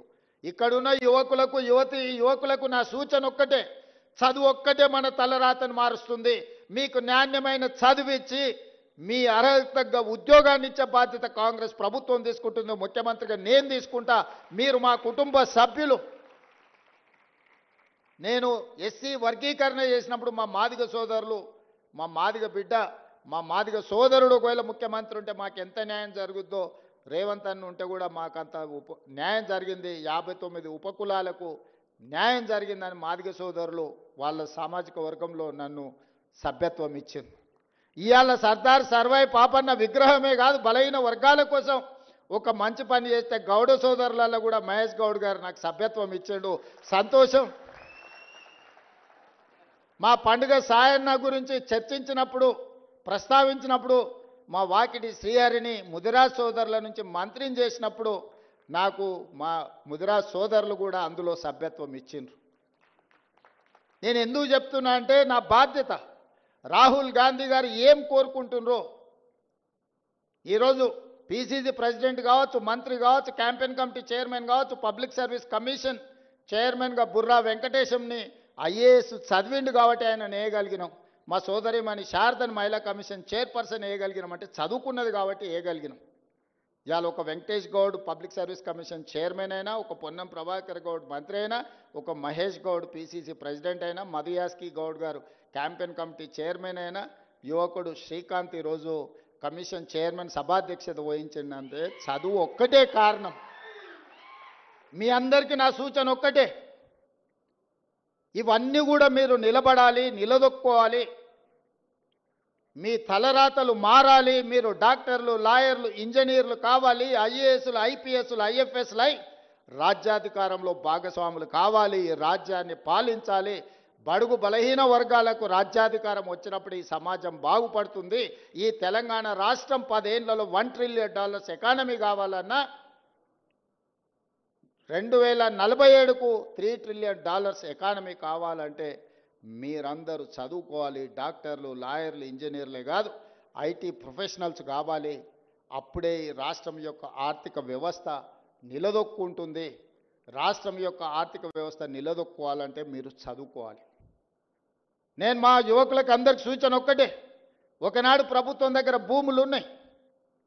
ఇందిరమ్మ ఆనాడు భూములు పంచిపెట్టింది, అసైన్మెంట్ పట్టాలు ఇచ్చింది, పేదలకు ఇండ్లు ఇచ్చింది, అన్ని రకాలుగా ఆదుకున్నారు. ఇవాళ మీరు నిలదొక్కోవాలంటే, సమాజంలో వెనుకబాటుతనం నుంచి బయటపడాలి అని అంటే చదువు ఒక్కటే. అందుకే ఈరోజు చదువుకోవాలని మా యువకులందరికీ నేను సూచన చేస్తున్నా. ఈరోజు సర్దార్ సర్వాయి పాపన్న విగ్రహం ఒక స్ఫూర్తి కోసం, విగ్రహాలు వర్ధంతుల కోసమో జయంతుల కోసమో కాదు. ఆ దారిన పోయేటప్పుడు ఆ మహానుభావుల విగ్రహాలు చూస్తే ఆ స్ఫూర్తి మనలో కలిగించాలి, రగిలించాలి. ఆ స్ఫూర్తితో రాణించడం కోసమే. ఎక్కడో ట్యాంక్ బండ్ మీద ఆ పక్కన ఇంకొక దగ్గర ఏదో మా మిత్రుడు చెప్తే నేను చెప్పిన అక్కడ కాదు, ఇక్కడ పెట్టండి. వస్తా పోతా వారి స్ఫూర్తి మనకు ఉండాలి. ఎందుకంటే సచివాలయం తెలంగాణ రాష్ట్ర పరిపాలనకు గుండెకాయ. గుండెకాయకు దగ్గరలో సర్దార్ సర్వాయి పాపన్న విగ్రహం ఉండాలి. ఆ పక్కన జ్యోతిరావు పూలే ఆనాడు గడి నిర్మించుకుంటే ఆ గడికి జ్యోతిరావు పూలే ప్రజాభవన్ అని మనం పెట్టినాం. వి హనుమంతరావు గారి సూచన మేరకు ఆనాడు పేదలకు ఎవ్వరికీ అందులో ప్రవేశం లేదు. గద్దరన్న ఓత కూడా ఎర్రటెండకు 4 గంటలు కూసబెట్టారు. ఇవాళ అది జ్యోతిరావు పూలే ప్రజాభవన్గా మారి ప్రతి వారం ప్రజలందరూ అక్కడికి వచ్చి ప్రజా సమస్యల్ని చెప్పుకునే అవకాశం కల్పించినాం. ఇది ప్రజాపాలన. ఈ ప్రజాపాలనకు మీరందరూ అండగా నిలబడాలి. మీ ఆకాంక్షలు నెరవేర్చే బాధ్యత ఈ ప్రభుత్వాన్ని, రాహుల్ గాంధీ గారిది. ఈరోజు రాహుల్ గాంధీ గారు దేశంలో ఓట్ల చోరీ ద్వారా ఉన్న ఓట్లను తొలగించడం, లేని ఓట్లను చేర్పించడం, ఎక్కడెక్కడి రాష్ట్రాల వాళ్ళను ఎన్నికలున్న రాష్ట్రాలకు తీసుకొచ్చి దొంగ ఓట్ల ద్వారా, కుట్రల కుతంత్రాల ద్వారా మొన్న జరిగిన పార్లమెంటు ఎన్నికల్లో కేంద్ర ప్రభుత్వాన్ని ఏర్పాటు చేయడమే కాదు, మహారాష్ట్రలో పార్లమెంట్లో పూర్తిగా ఇండియా కూటమికి సంపూర్ణమైన మెజారిటీ వస్తే సరిగ్గా 5 నెలల తర్వాత శాసనసభ ఎన్నికలు జరిగితే మనం పూర్తిగా ఓడిపోవడం జరిగింది. ఎందుకు ఓడిపోయినామని విశ్లేషిస్తే 1 కోటి ఓట్లు మహారాష్ట్రలో కొత్తగా చేరినాయి 4 నెలల్లో. నేను అడుగుతున్నా, 4 నెలల్లో ఏ రాష్ట్రంలోనే ఏ దేశంలో అయినా 1 కోటి మంది పుట్టగలరా? ఒకవేళ పుట్టిన వాళ్ళకు ఓటు హక్కు వస్తుందా? కానీ మహారాష్ట్రలో ఎన్నికల కమిషన్ 4 నెలల్లో 1 కోటి కొత్త ఓట్లను నమోదు చేసి ప్రజా అభిప్రాయాన్ని దెబ్బతీసి, ప్రజా అభిప్రాయాన్ని తుంగలో దొక్కి భారత రాజ్యాంగాన్ని అపహాస్యం పాలు చేసి, ఏ మహారాష్ట్ర నుంచి డాక్టర్ బాబాసాహెబ్ అంబేద్కర్ గారు వచ్చిండ్రో, ఏ డాక్టర్ బాబాసాహెబ్ అంబేద్కర్ గారు మనకు రాజ్యాంగాన్ని ఇచ్చిండ్రో, ఆ రాజ్యాంగాన్ని అపహాస్యం చేసుకుంటూ మహారాష్ట్రలో పార్లమెంట్ ఎన్నికల నుంచి అసెంబ్లీ ఎన్నికల లోపల 1 కోటి కొత్త ఓట్లు నమోదైనవి. ఆ దొంగ ఓట్లే మహారాష్ట్రలో బీజేపీ ప్రభుత్వాన్ని అధికారంలోకి తీసుకొచ్చినాయి. మొన్న కర్ణాటకలో చూస్తే ఒక పార్లమెంట్లో ఒకే ఒక్క మహదేవ్పుర అనే అసెంబ్లీలో 1,14,000 ఓట్లు 6 నెలల్లో నమోదు చేయించారు కొత్తవి. ఆ 1,14,000లలో 1,00,000 ఓట్ల పైన మెజారిటీ, 6 అసెంబ్లీలలో కాంగ్రెస్కు మెజారిటీ వస్తే ఒక్క దాంట్లో 1,00,000 ఓట్ల పైన బీజేపీకి మెజారిటీ వచ్చి ఆ సీటు బీజేపీ గెలిచింది. ఇట్లా దేశం నలుమూలల ఓట్ల చోరీ జరుగుతుంది. బతుకున్నోళ్లను లక్షలాది మందిని బీహార్లో చచ్చిపోయినట్టు రాసిరు, లేనోళ్లను ఉన్నట్టు రాసిరు. బీహార్లో 65 లక్షల ఓట్లు ఉన్న పలంగా తొలగించారు. ఇప్పుడు ఎన్నికలు వస్తున్నాయి బీహార్లో, 65 లక్షల మంది బతుకున్న ప్రజల్ని ఆ రాష్ట్ర ప్రజల్ని 65 లక్షల ఓట్లు తొలగించిండు. రాహుల్ గాంధీ గారు లెక్క తీసిండు. ఈ 65 లక్షల మంది ఎక్కడికి పోయినరు? దేశంలో లేరా? దేశం విడిచిపోయినరా? దేశంలో చచ్చిపోయినరా? చాలామంది చచ్చిపోయినరా అంటే సుప్రీంకోర్టుకు ఎన్నికల కమిషన్ దగ్గరికి వీళ్ళు బతుకున్నారా చచ్చిపోలే అని మనుషులను తీసుకొచ్చిండు. వీళ్ళు దయ్యాలు కాదా? మనుషులే, మీరు దయ్యాలుగా అనుకుంటారేమో అని మనుషులను తీసుకొచ్చి ఎన్నికల కమిషన్ ముందర పెడితే ఈరోజు ఎన్నికల కమిషన్ దానికి సమాధానం చెప్పకుండా రాహుల్ గాంధీ గారు నువ్వు అఫిడవిట్ ఇయ్యని అంటారు. తప్పు చేసింది నువ్వైతే తప్పును ప్రశ్నించిన రాహుల్ గాంధీని అఫిడవిట్ అడుగుతున్నారంటే ఎన్నికల కమిషన్ నిన్న మాట్లాడింది చూసిండ్రు. అందుకే ఈరోజు నిన్నటి నుంచి సెప్టెంబర్ 3 తారీఖు వరకు బీహార్లో రాహుల్ గాంధీ గారు 1300 కిలోమీటర్ల పాదయాత్ర చేస్తున్నాడు. బీహార్ రాష్ట్రంలో దొంగిలించిన ఓట్లను తిరిగి ప్రజలకు ఇవ్వాలని, ప్రజల యొక్క ప్రాథమిక హక్కు ఓటు. డాక్టర్ బాబాసాహెబ్ అంబేద్కర్ పేదోడికైనా పెద్దోడికైనా రాజుకైనా పేదకైనా ఒకే విలువైన ఓటు హక్కు ఇచ్చిండు. ఆ ఓటు హక్కును దొంగిలించే అధికారం ఎవ్వరికి ఇవ్వలేదు. ఆ ఓటు హక్కును దొంగిలించడానికి ఎవ్వరు ప్రయత్నం చేసినా వాళ్ళు ఊచలు లెక్క పెట్టాల్సిందే అని రాహుల్ గాంధీ గారు చెప్పిండ్రు. రాహుల్ గాంధీ గారు బీహార్లో ఈరోజు 65 లక్షల ఓట్లు తొలగించడం ద్వారా పేదల యొక్క ఓటు హక్కును దొంగిలించిన వాళ్ళని శిక్షించడానికి పాదయాత్ర చేస్తుండు. తొందరలోనే నేను మా పిసిసి అధ్యక్షుడు డిప్యూటీ సీఎం గారు అక్కడికి వెళ్ళి వారికి మద్దతు పలుకుతాం. మీరందరూ కూడా వారిని ఆశీర్వదించాలి. దేశంలో పేదోడి ఓటు హక్కును దొంగిలించే అధికారం ఎవరికీ లేదు. అలాంటి దొంగల భరతం పట్టాలి. దానికి మీరు అండగా నిలబడాలి. ఈరోజు అక్కడనే కాదు, రేపు ఇక్కడ కూడా ఇట్లాంటి దొంగ పనులు చెయ్యడానికి అన్ని పన్నాగాలు జరుగుతున్నాయి. మీరందరూ అప్రమత్తంగా ఉండాలి. మీరు వెళ్ళిన తర్వాత గ్రామాలలో మీరు మీ కుటుంబ సభ్యుల ఓట్లు ఉన్నాయా లేవా ఒకసారి పరిశీలించుకోండి. ఖచ్చితంగా వాళ్ళకి వ్యతిరేకంగా ఓటేస్తారంటే ఓట్లు తొలగిస్తారు. పక్క రాష్ట్రాల నుంచి జనాలను తీసుకొచ్చి దొంగ ఓట్లు నమోదు చేస్తారు. ఈ రకంగా ప్రజాస్వామ్యాన్నే పరిహసింపజేసే విధంగా ఈరోజు పాలకులు వ్యవహరిస్తున్నారు. అలాంటి వాళ్లకు గుణపాఠం చెప్పడానికి ఈరోజు బీహార్లో పాదయాత్ర చేస్తున్న రాహుల్ గాంధీ గారికి తెలంగాణ రాష్ట్రం తరఫున బహుజనుల కోసం పోరాటం చేసిన సర్దార్ సర్వాయి పాపన్న గౌడ్ సాక్షిగా మనందరం రాహుల్ గాంధీ గారికి అండగా నిలబడదాం. పేదల ఓటు హక్కును కాపాడదాం. పేదలు తీర్పియని వాళ్ళకి ఏ ప్రభుత్వం కావాలనో ఎవరిని ఎన్నుకున్నా పర్వాలేదు, కానీ కొద్దిమంది కుట్రలతో ప్రజా తీర్పునే వక్రీకరించే విధంగా ఏదైతే ప్రయత్నం చేస్తుందో దాన్ని తిప్పి కొట్టాలి. మీరందరూ పెద్ద ఎత్తున చప్పట్లతో బలహీన వర్గాలకు న్యాయం చేయాలనుకున్న రాహుల్ గాంధీ గారికి మీరు అండగా నిలబడాల్సిందిగా ఆశీర్వదించాల్సిందిగా కోరుకుంటూ మీ అందరి దగ్గర సెలవు తీసుకుంటున్న ధన్యవాదాలు మిత్రులారా.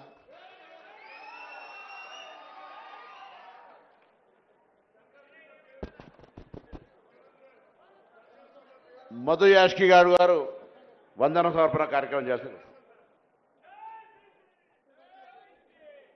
సభకు అధ్యక్షత వహిస్తున్న బీసీ సంక్షేమ శాఖ మంత్రి పొన్నం ప్రభాకర్ గౌడ్ గారికి,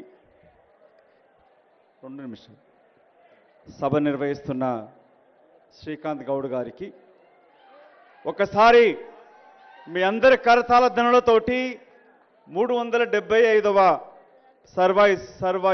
సర్దార్ పాపన్న యొక్క జయంతి ఉత్సవాలని వాళ్ళ చరిత్రాత్మకంగా చరిత్రలో నిలిచిపోయేటట్టుగా బడుగుల బహుజన ఆశా జ్యోతి బాహుబలిగా పోరాటం చేస్తున్న మన గౌరవ ముఖ్యమంత్రి రేవంత్ రెడ్డి గారికి మీ కరతాళ ధ్వనులతోటి చప్పట్లు కొట్టాలని వేడుకుంటూ, వేదిక మీదున్న ఉప ముఖ్యమంత్రి బట్టి విక్రమార్క గారికి, రాష్ట్ర కాంగ్రెస్ అధ్యక్షుడు మహేష్ కుమార్ గౌడ్ గారికి, గౌరవ కేశవరావు గారికి, గౌరవ మంత్రివర్యులకి, గౌరవ శాసనసభ్యులకి, గౌరవ శాసనమండలి సభ్యులకి, కార్పొరేషన్ చైర్మన్లకి, సలహాదారులైన వేం నరేందర్ రెడ్డి గారికి, ఇవాళ రాత్రికి రాత్రి నిర్ణయం తీసుకొని గత ప్రభుత్వాలు చెప్తూ వచ్చాయి మేము అఫీషియల్గా ఇది అనౌన్స్ చేసినామని చెప్పి, కానీ అప్పటి ముఖ్యమంత్రి దాన్ని అమలు చేయలే. ఇవాళ నిజమైన బడుగుల బహుజన ఆశా జ్యోతి గౌరవ ముఖ్యమంత్రి గారు రాత్రి నిర్ణయం తీసుకొని మన చరిత్ర పుటలు నిలిచేటట్టుగా భావి తరాలకి ఒక వీరుని చరిత్రను ఆపలేరు, చీకటిని చీల్చుకుంటూ బయటకు వస్తుంది, భవిష్యత్తులో బహుజన రాజ్యాధికారం కావాలంటే చదువు ముఖ్యం, సర్వాయి పాపన్న అడుగులే మనకు మార్గదర్శకం అని చెప్తూ సర్వాయి పాపన్నని చరిత్రలో భవిష్యత్తులో భావి తరాలకు ఆదర్శం ఉండేటట్టుగా నిలిచేట్టుగా చేసిన గౌరవ ముఖ్యమంత్రి గారికి మా హృదయపూర్వక గౌడ కుటుంబ సభ్యులందరి తరఫున మా అందరి తరఫున గౌరవ పిసిసి అధ్యక్షులు మంత్రివర్యులు జాజుల శ్రీనివాస్ గారు బహుజన సంఘాలన్నీ కూడా ఇక్కడ రామారావు గౌడ్ కానీ మిగతా అందరూ కూడా ఒకటే ఒక విన్నపం గౌరవ ముఖ్యమంత్రి గారికి, ఇక్కడున్న గౌడ సోదరు నా విన్నపం ఏంటంటే వీరోచితంగా మనకు నిలబడుతున్న గౌరవ ముఖ్యమంత్రి కాంగ్రెస్ పార్టీ ప్రభుత్వం మన బాధ్యత ఏంటనేది ఒకసారి గుర్తుంచుకోండి. నా గౌడ సోదరులందరికీ సొసైటీ అందరికీ కూడా కష్టాలు ఉండొచ్చు, కానీ ఇది మన ప్రభుత్వం, మన ముఖ్యమంత్రి మన కష్టాలు వింటాడు తీరుస్తాడు. గుంటన్నక్కలాగా బయట బీఆర్ఎస్ బీజేపీలు కూర్చొని ఉన్నాయి, మనను మభ్యపెట్టే ప్రయత్నం చేస్తూ ఉన్నాయి. కానీ ఇవాళ మన బాధ్యతగా నేను మీ బాధ్యత తీసుకుంటాం గౌరవ ముఖ్యమంత్రి గారికి మా మాట. బహుజనమైన అందరం కూడా మన ప్రభుత్వం మీ నాయకత్వాన్ని బలపరుస్తూ రాహుల్ గాంధీ గారి నాయకత్వాన్ని బలోపేతం చేసేస్తాను మీరు తీసుకున్న నిర్ణయాన్ని మా అందరి బాధ్యతగా ఎస్సీ ఎస్టీ బీసీ నాయకుల బాధ్యతగా మేము గుర్తించి ఆ బాధ్యత నెరవేర్చడానికి మీకు మాట ఇస్తామా? మీ అందరి కర్త ముఖ్యమంత్రి గారికి మాట ఇద్దామా? రేపు వచ్చే స్థానిక ఎన్నికలలో కానీ మన కొరకు పోరాటం చేస్తున్న ముఖ్యమంత్రి ఉప ముఖ్యమంత్రి ప్రభుత్వానికి మనం అండగా ఉన్నప్పుడే ఇంకా మనకు సంక్షేమ పథకాలు వస్తాయి, మన వాటా మనకు వస్తుంది, మన రిజర్వేషన్స్ మనకు వస్తాయని చెప్పి ఇంకా సమయం తీసుకోకుండా ఆఖరి మాటగా గౌరవ ముఖ్యమంత్రి గారికి మీరు తీసుకున్న ఈ యొక్క నిర్ణయం తరతరాలుగా బడుగు బర్గాలకి ఆశాజ్యోతిగా ఉన్న పాపన్న ఒక గౌడ కులస్తులకే కాదు బడుగులకు ఆశాజ్యోతిగా ఉన్న నిర్ణయాన్ని మీరు చరిత్ర నిలిచినట్టు తీసుకున్నందుకు హృదయపూర్వక మీరు కృతజ్ఞతలు తెలుపుకుంటాను, ధన్యవాదాలు తెలుపుకుంటాను. జై హింద్.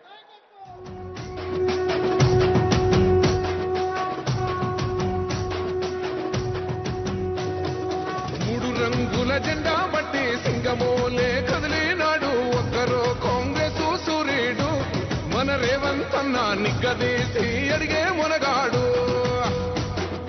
వీడు భూమిన వానైతాడు, బీద సాదల ధైర్యం వీడు, దొంగ దొరల భరతం పడతాడు.